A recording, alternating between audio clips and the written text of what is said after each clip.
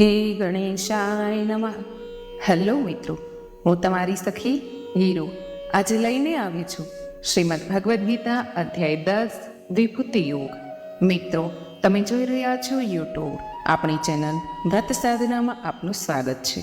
મિત્રો, આજથી આપણે દરરોજ સાંભળવાના છીએ શ્રીમદ ભગવદ્ ગીતાના 18 અધ્યાયને આપણે સંપૂર્ણ વિશ્વાસ અને શ્રદ્ધાથી રોજ એક અધ્યાયનો પાઠ કરીશું, જે સાંભળવાથી જીવનમાં આવેલી દરેક મુસીબત સાથે લડવા માટે પ્રોત્સાહન મળે છે અને જીવનના અંતે મોક્ષની પ્રાપ્તિ થાય છે. શ્રીમદ ભગવદ્ ગીતાના 10મા અધ્યાયને અંત સુધી સાંભળજો. મિત્રો, જો આપને આ વિડીયો પસંદ આવે તો લાઈક કરજો, શેર કરજો. જો આ ચેનલને પહેલી વાર જોઈ રહ્યા છો તો સબસ્ક્રાઈબ કરી લેજો અને બેલ આઇકોન પર ક્લિક કરવાનું ભૂલતા નહીં મિત્રો, એટલે આવનાર નવા વિડીયોની માહિતી આપ સુધી તુરંત પહોંચી શકે. ધન્યવાદ. અધ્યાય 10 વિભૂતિ યોગ. શ્રી ભગવાન શ્રી કૃષ્ણ કહે છે, હે મહાબાહુ, મારો દિવ્ય ઉપદેશ પુનઃ સાંભળ. તું મારો મિત્ર હોવાથી તારા કલ્યાણથી હું તેને પ્રગટ કરીશ. ન તો સ્વર્ગીય દેવતાઓ કે ન તો મહાન ઋષિઓ મારું મૂળ જાણે છે. હું એ આદિ સ્ત્રોત છું, જેમાંથી દેવો તથા મહાન ઋષિઓ ઉત્પન્ન થાય છે. એક પિતા તેના સંતાનના જન્મ તથા જીવન અંગે જાણતા હોય છે, કારણ કે તેઓ તેના સાક્ષી હોય છે, પરંતુ પોતાના પિતાના જન્મ તથા બાળપણ અંગેની જાણકારી સંતાનના જ્ઞાનથી પરે હોય છે, કારણ કે આ બંને તેના જન્મ પૂર્વે ઘટેલી ઘટનાઓ છે. એ જ પ્રમાણે દેવો તથા ઋષિઓ ભગવાન કે જેઓ તેમના જન્મ પૂર્વે પણ વિદ્યમાન હતા, તેમના આદિની વાસ્તવિક પ્રકૃતિને સમજી શકતા નથી. જે લોકો મને અજન્મ તેમજ અનાદિ તરીકે બ્રહ્માંડના પરમ સ્વામી તરીકે જાણે છે, મરણશીલ મનુષ્યોમાં તેઓ ભ્રમથી રહિત છે તથા સર્વ પાપમાંથી મુક્ત થઈ જાય છે. તેમને કોઈ પણ જાણી શકતું નથી. એમ કહીને શ્રી કૃષ્ણ હવે કહે છે કે કેટલાક મનુષ્ય તેમને જાણે છે. શું તેઓ સ્વયંના કથનનો જ વિરોધ કરે છે? ના, તેમનું તાત્પર્ય છે કે સ્વપ્રયાસોથી કોઈ પણ ભગવાનને જાણી શકતું નથી, પરંતુ જો ભગવાન સ્વયં કોઈના ઉપર તેમની કૃપા કરે તો તે સૌભાગ્યશાળી જીવ તેમને જાણી શકે છે. તેથી તે સર્વ જેઓ ભગવાનને જાણી શકે છે તે તેમની દિવ્ય કૃપાના ગુણને કારણે જાણી શકે છે. જેમ કે આ અધ્યાયમાં 10મા શ્લોકમાં તેઓ ઉલ્લેખ કરે છે કે જેમનું મન સદૈવ ભક્તિથી મારી સાથે જોડાયેલું છે, તેમને હું દિવ્ય જ્ઞાન પ્રદાન કરું છું, જેના દ્વારા તેઓ સરળતાથી મને પ્રાપ્ત કરી શકે છે. અહીં શ્રી કૃષ્ણ કહે છે કે જેઓ મને સર્વ સ્વામીઓના પરમ સ્વામી તરીકે જાણે છે, તેઓ ભ્રમિત થતા નથી. આવા જીવાત્માઓ તેમના ભૂતકાળ તેમજ વર્તમાનના સર્વ કર્મોના ફળમાંથી મુક્ત થઈ જાય છે, તેમજ ભગવાન પ્રત્યેની પ્રેમાભક્તિમાં વૃદ્ધિ પામે છે. મનુષ્યોમાં બુદ્ધિ, જ્ઞાન, વૈચારિક સ્પષ્ટતા, ક્ષમા, સત્યતા, ઇન્દ્રિયો તથા મન પર સંયમ, સુખ તથા દુઃખ, જન્મ તથા મૃત્યુ, ભય તથા નિર્ભયતા, અહિંસા, સમતા, તૃષ્ટિ, તપચર્યા, દાન, યશ તથા અપયશ જેવા વિવિધ પ્રકારના ગુણોની વિવિધતા કેવળ મારામાંથી જ ઉત્પન્ન થાય છે. સપ્ત મહર્ષિગણ, તેમની પૂર્વે થયેલ 4 મહાન સંતો તથા 14 મુનિઓ, આ સર્વ મારા મનથી જન્મ પામ્યા છે. આ વિશ્વના સર્વ મનુષ્યો તેમનામાંથી અવતરિત થયા છે. સ્વર્ગીય લોકમાં કેટલાય દેવતાઓ છે કે જેઓ બ્રહ્માંડના પાલન કાર્યનું નિર્વહન કરે છે. આ સર્વ મહાનુભાવો બ્રહ્માના પુત્રો તથા પૌત્રો છે. બ્રહ્મા જે વિષ્ણુમાંથી જન્મ્યા છે અને વિષ્ણુ એ શ્રી કૃષ્ણથી ઉત્પન્ન થયેલું તેમનું અભિન્ન સ્વરૂપ છે. તેથી આપણે એમ કહી શકીએ કે શ્રી કૃષ્ણ સર્વ પ્રપિતામહના મૂળ પ્રપિતામહ છે, જે વાસ્તવમાં મારા મહિમા તથા દિવ્ય શક્તિઓને જાણે છે. તેઓ અવિચળ ભક્તિ દ્વારા મારી સાથે એકીકૃત થઈ જાય છે.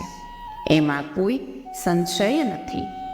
વિભૂતિ શબ્દનો અર્થ બ્રહ્માંડમાં પ્રગટ થતી ભગવાનની પરમ શક્તિઓ છે. યોગ અર્થાર્થ ભગવાનનો આ અદ્ભુત શક્તિઓ સાથેનો સંબંધ. આ શ્લોકમાં શ્રી કૃષ્ણ જણાવે છે કે જ્યારે આપણે ભગવાનની ભવ્યતા પ્રત્યે જાગૃત થઈ જઈએ છીએ તથા તેમના મહિમા અંગે સંમત થઈને તેનો સ્વીકાર કરીએ છીએ, ત્યારે આપણે સ્વાભાવિક રીતે તેમની ભક્તિમાં લીન થવા માટે રુચિ ધરાવીએ છીએ.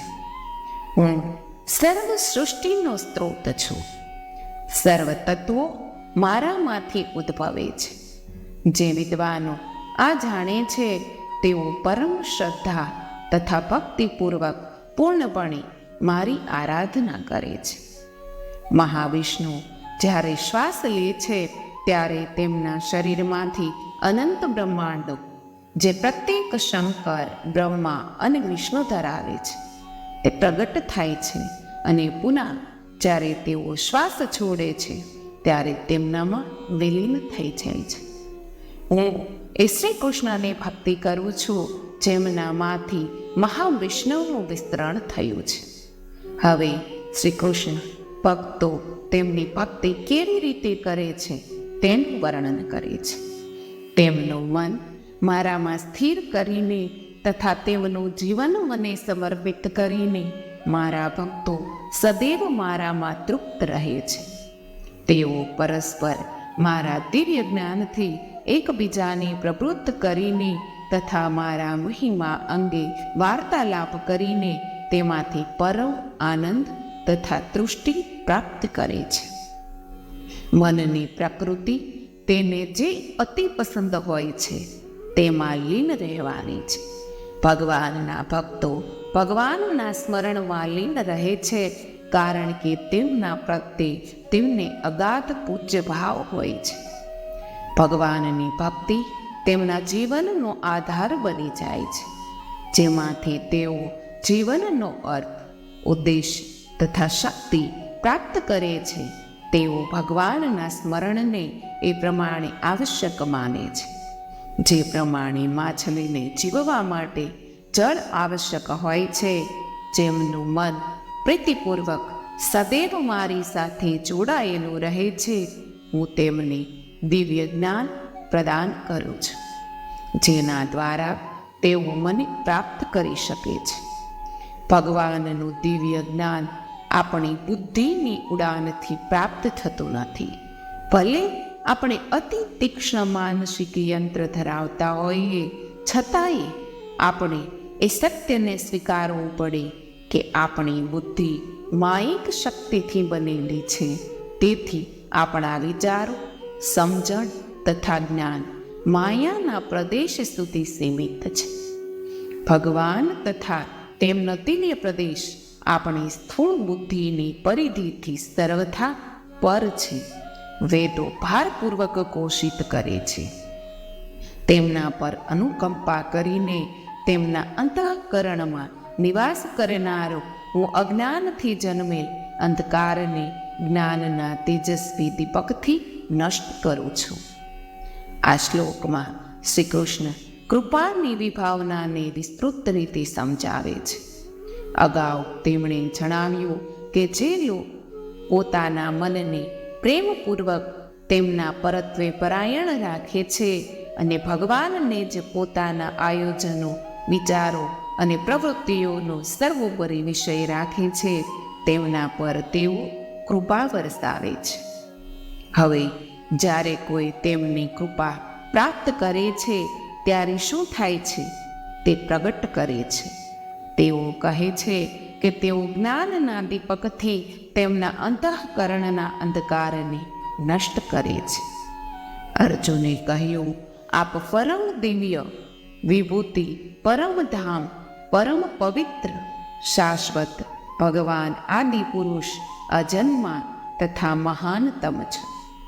નારદ, અસિત, દેવલ અને વ્યાસ જેવા મહાન ઋષિઓએ આનું સમર્થન કર્યું છે અને હવે આપ સ્વયં મને આ ઘોષિત કરી રહ્યા છો. વૈદિક શાસ્ત્રોના ભાષ્યકારો કેટલીક વાર એવું કહેવાના શોખીન હોય છે કે શ્રી કૃષ્ણ, શ્રી રામ પરમ તત્વ નથી. તેઓ એવો દાવો કરે છે કે પરમ તત્વ નિરાકાર અને નિર્ગુણ છે તથા આકાર લઈને અવતાર તરીકે પ્રગટ થાય છે અને તેથી આ અવતારો એ ભગવાનથી એક કદમ નિમ્ન છે. પરંતુ અર્જુન આવા દૃષ્ટિકોણનું ખંડન કરતા ઘોષણા કરે છે કે શ્રી કૃષ્ણ તેમના સાકાર સ્વરૂપમાં સર્વ કારણો પરમ કારણ છે. હે કૃષ્ણ, આપે જે કહ્યું તે સર્વનો સત્ય તરીકે હું પૂર્ણતઃ સ્વીકાર કરું છું. હે ભગવાન, ન તો દેવો કે ન તો દાનો આપના વાસ્તવિક સ્વરૂપને સમજી શકે છે. શ્રી કૃષ્ણના દિવ્ય, ઐશ્વર્ય તથા અનંત પ્રભુતા અંગેનું સંક્ષેપમાં ધ્યાનપૂર્વક શ્રવણ કરીને અર્જુનની અધિક શ્રવણ કરવાની પિપાસામાં વૃદ્ધિ થઈ છે. શ્રી કૃષ્ણ પાસે તેમના મહિમાનું અધિક વર્ણન કરવાની ઈચ્છા વ્યક્ત કરીને તે શ્રી કૃષ્ણને સુનિશ્ચિત કરાવવા ઈચ્છે છે કે તે તેમના કથનો સાથે પૂર્ણતઃ સંમત છે. યત શબ્દનો ઉપયોગ કરીને અર્જુન જણાવે છે કે સપ્તમ અધ્યાયથી નવમ અધ્યાય સુધી શ્રી કૃષ્ણએ તેને જે કંઈ કહ્યું છે તેને તે સત્ય માને છે. તે ભારપૂર્વક જણાવે છે કે શ્રી કૃષ્ણએ જે વર્ણન કર્યું છે તે સર્વ સત્ય છે અને કોઈ રૂપક વર્ણન નથી. તે શ્રી કૃષ્ણને ભગવાન તરીકે સંબોધે છે. હે પુરુષોત્તમ, સર્વ જીવોના સર્જક તથા સ્વામી, દેવોના ભગવાન તથા બ્રહ્માંડના સ્વામી, વાસ્તવમાં કેવળ આપ જ આપની અંતરંગ શક્તિ દ્વારા સ્વયંને જાણો છો. અગાઉના શ્લોકમાં વર્ણન છે કે ભગવાનને કોઈ દ્વારા જાણી શકાતા નથી. આ પૂર્ણતઃ તાર્કિક છે. સર્વ જીવો સમિત બુદ્ધિ ધરાવે છે, જ્યારે ભગવાન અસીમિત છે અને તેથી તેઓ તેમની બુદ્ધિની પહોંચની બહાર છે. આનાથી ભગવાનનું મહત્વ ઘટતો નથી, બલકે વધે છે. પશ્ચાત દાર્શનિક જણાવે છે જે ભગવાનને આપણે જાણીએ છીએ તે ભગવાન નથી. પરંતુ આ શ્લોકમાં અર્જુન કહે છે કે આખરે એક વિભૂતિ છે જે ભગવાનને જાણે છે અને તે ભગવાન સ્વયં છે. આ રીતે કેવળ શ્રી કૃષ્ણ સ્વયંને જાણે છે અને જો તેઓ તેમની શક્તિઓ આત્માને પ્રદાન કરવાનો નિર્ણય કરે તો તે સૌભાગ્યશાળી જીવ પણ તેમને જાણી શકે છે, જેના દ્વારા આપ સર્વ લોકોમાં વ્યાપ્ત રહો છો તથા નિવાસ કરો છો. આપના એ દિવ્ય ઐશ્વર્ય અંગે કૃપા કરીને વિસ્તૃતતાથી વર્ણન કરીને મને કહો. હે યોગના પરમ આચાર્ય, હું આપને કેવી રીતે જાણી શકું તથા આપનું ચિંતન કરી શકું? તથા હે પરમ દિવ્ય વિભૂતિ, ધ્યાનાવસ્થામાં હું આપના કયા રૂપોનું ચિંતન કરી શકું? આપના દિવ્ય ઐશ્વર્યો તથા પ્રાગટ્ય અંગે મને પુનઃ વિસ્તારપૂર્વક કહો. હે જનાર્દન, આપના અમૃતનું શ્રવણ કરતા મને કદાપી તૃપ્તિ થતી નથી. જેઓ શ્રી કૃષ્ણને સમર્પિત છે તેઓ તેમના દિવ્ય ઐશ્વર્યોના વર્ણનનું શ્રવણ કરતા કદાપી થાકતા નથી. આ લીલાઓનું અમૃત એવું છે કે જે અધિક તેનું આસ્વાદન કરીએ તેમ અધિક તેના રસમાં વૃદ્ધિ થાય છે. આનંદ સ્વરૂપ ભગવાન કહે છે, હે ગુરુઓમાં શ્રેષ્ઠ, મારા દિવ્ય ઐશ્વર્યોનું હું હવે સંક્ષિપ્તમાં વર્ણન કરીશ, કારણ કે તેની વ્યાપકતાની કોઈ સીમા નથી. જે લોકો એમ માને છે કે તેઓ ભગવાનના ઐશ્વર્યોની ગણના કરી શકે છે, તેઓ બળ બુદ્ધિ ધરાવે છે. કદાચ આપણે ધરતી પરના રજકણોની ગણતરી કરી લઈએ, પરંતુ ભગવાનના અસીમ ઐશ્વર્યની ગણતરી કદાપી નહીં કરી શકીએ. તેથી શ્રી કૃષ્ણ અહીં કહે છે કે તેઓ તેમની વિભૂતિના એક અતિ નાના અંશનું વર્ણન કરશે. હે અર્જુન, હું સર્વ જીવંત પ્રાણીઓના હૃદયમાં સ્થિત છું. હું સર્વ જીવોનો આદિ, મધ્ય તથા અંત છું. શ્રી કૃષ્ણ ઘોષણા કરે છે કે તેઓ આત્માથી દૂર નથી. વાસ્તવમાં તેઓ તો સૌથી નિકટ કરતાં પણ નિકટ છે. આત્મા અથવા તો શાશ્વત આત્મા સર્વ જીવંત પ્રાણીઓના હૃદય ક્ષેત્રમાં સિંહાસન પર બિરાજમાન હોય છે. વેદોમાં વર્ણન છે, ય આત્મની તિષ્ઠતિ, ભગવાન આપણા આત્મામાં સ્થિત છે. તેઓ અંદર સ્થિત રહીને આત્માને ચેતના શક્તિ તથા શાશ્વતતા પ્રદાન કરે છે. જો તેઓ તેમની શક્તિની બાદબાકી કરી દે તો આપણો આત્મા જડ અને નશ્વર બની જાય છે.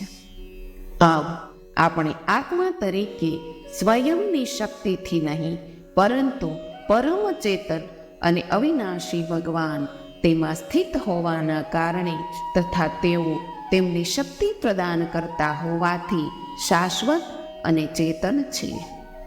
તેથી શ્રી કૃષ્ણ સ્પષ્ટ કરે છે કે તેઓ સર્વ જીવંત પ્રાણીઓના હૃદયમાં સ્થિત છે.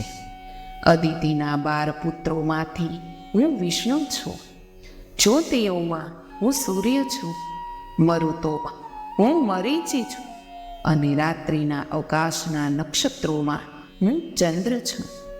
પુરાણોમાંથી જાણકારી પ્રાપ્ત થાય છે કે કશ્યપ ઋષિને 2 પત્નીઓ હતી, અદિતિ અને દિતિ.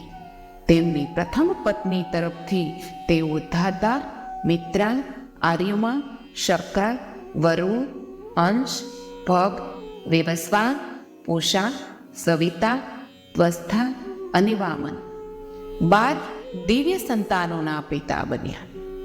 તેમનામાંથી વામન એ ભગવાન વિષ્ણુનો અવતાર હતા. તેથી શ્રી કૃષ્ણ કહે છે કે આદિત્યોમાંથી વિષ્ણુ એ તેમનું ઐશ્વર્ય પ્રગટ કર્યું. સર્વ જ્યોતિર્મય પદાર્થોમાં સૂર્ય સર્વશ્રેષ્ઠ છે. વેદોમાં હું સામવેદ છું અને સ્વર્ગીય દેવોમાં હું ઇન્દ્ર છું. ઇન્દ્રિયોમાં હું મન છું અને જીવંત પ્રાણીઓમાં હું ચેતના છું. વેદ 4 છે, ઋગ્વેદ, અજુર્વેદ, સામવેદ, અથર્વવેદ. આ સર્વમાંથી સામવેદ ભગવાનના એ મહિમાનું વર્ણન કરે છે, જે સ્વર્ગીય દેવતાઓ કે જેઓ બ્રહ્માંડનું સંચાલન કરવાના પ્રભારી છે, તેમના સ્વરૂપે પ્રગટ થાય છે. સામવેદ અતિ સંગીતમય વેદ છે, જેનું ગાન પ્રભુની પ્રશક્તિ તરીકે કરવામાં આવે છે. જેમને તેનું જ્ઞાન છે તેઓ માટે તે અતિ કર્ણપ્રિય છે તથા તે શ્રોતાઓમાં ભક્તિભાવ જાગૃત કરે છે. સર્વરુદ્રોમાં મને શંકર જાણ. યક્ષોમાં હું કુબેર છું. સર્વ વસુઓમાં હું અગ્નિ છું અને પર્વતોમાં હું મેરુ છું. રુદ્રો એ શિવજીના 11 સ્વરૂપો છે. હર, બહુરૂપ, ત્રયંબક, અપરાજિત, વૃષકપી, શંકર, કંદપર્દી, રૈવત, મૃગવ્યાધ, સર્વ, કપાલી. અને પુરાણોમાં ભિન્ન ભિન્ન સ્થાને તેમને વિભિન્ન નામો આપવામાં આવ્યા છે. આ સર્વમાં સમગ્ર બ્રહ્માંડમાં શંકર એ ભગવાન શિવનું મૂળ સ્વરૂપ છે. હે અર્જુન, સર્વ પુરોહિતોમાં હું બૃહસ્પતિ છું. સેનાપતિઓના પ્રમુખમાં હું કાર્તિકેય છું તથા જળાશયોમાં મને સૌદ્ર જાણ. પુરોહિતો મંદિરોમાં તથા ઘરમાં કર્મકાંડો દ્વારા આરાધના તથા અનુષ્ઠાનોની વિધિઓનું વહન કરે છે. બૃહસ્પતિ સ્વર્ગના પ્રમુખ પુરોહિત છે.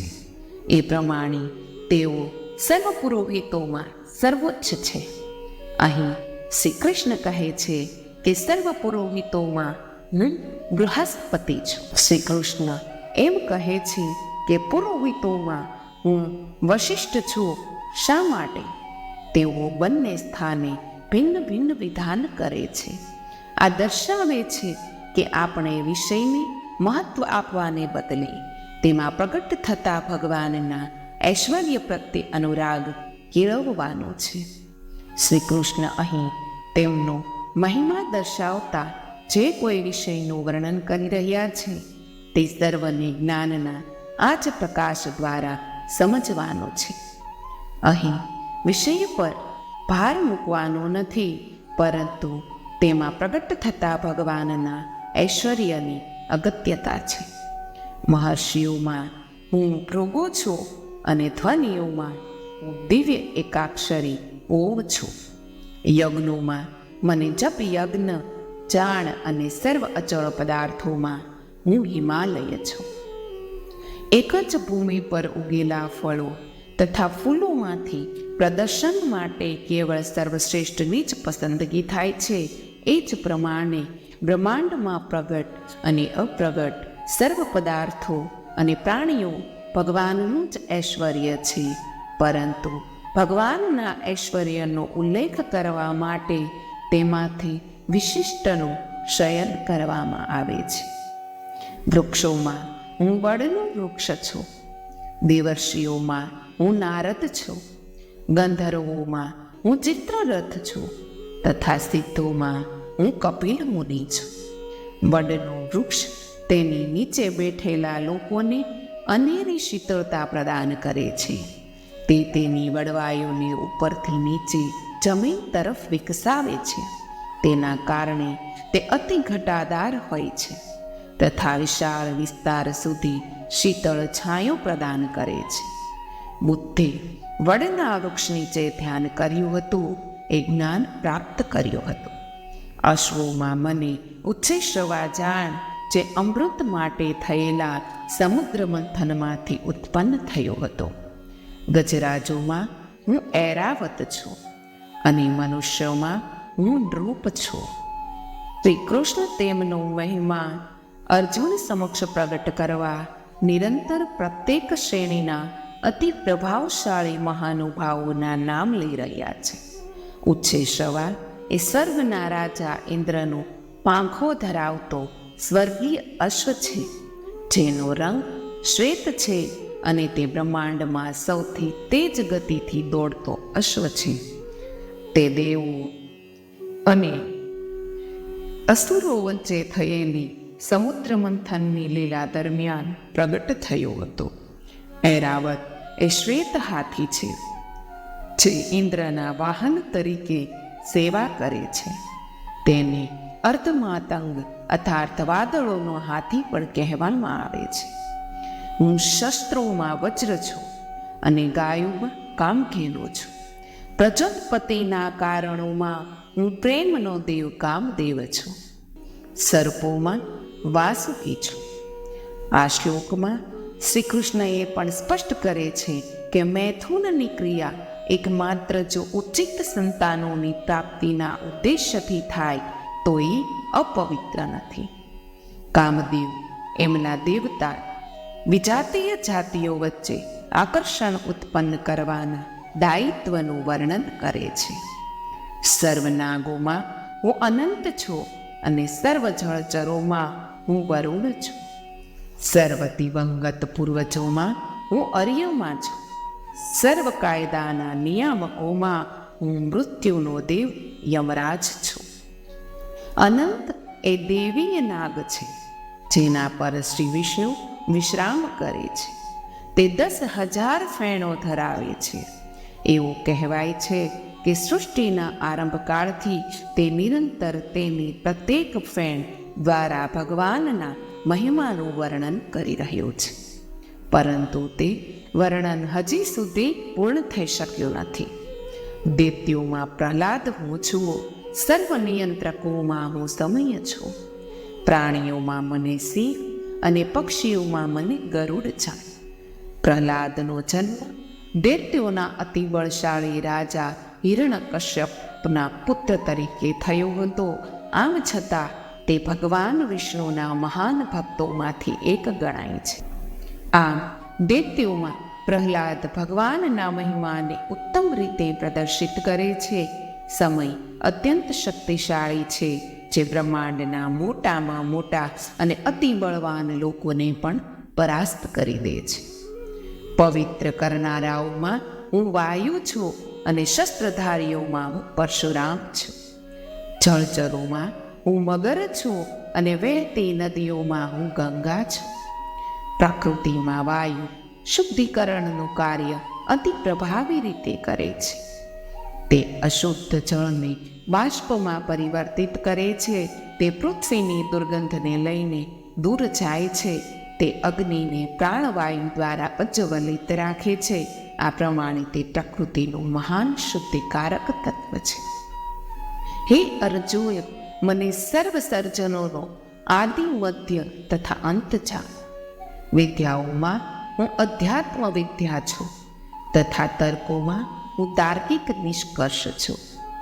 હું સર્વ અક્ષરોમાં પ્રથમ અક્ષર અ છું. હું સમાસોમાં દ્વંદ્વ શબ્દ છું. હું અક્ષય કાળ છું તથા સૃષ્ટાઓમાં બ્રહ્મા છું. સૃષ્ટિની રચના એ અદ્ભુત કાર્ય છે અને તેનું અવલોકન અતિ વિસ્મયકારી છે. તે માનવ જાતિના સર્વાધિક અદ્યતન તકનીકી આવિષ્કારો તેની તુલનામાં ફીકા પડી જાય છે. આથી શ્રી કૃષ્ણ પ્રથમ જન્મેલા બ્રહ્માનું નામ લે છે, જેણે સમગ્ર બ્રહ્માંડની રચના કરી છે. તેઓ કહે છે કે સૃષ્ટાઓમાં બ્રહ્માની સર્જનાત્મક ક્ષમતા ભગવાનના મહિમાને પ્રગટ કરે છે.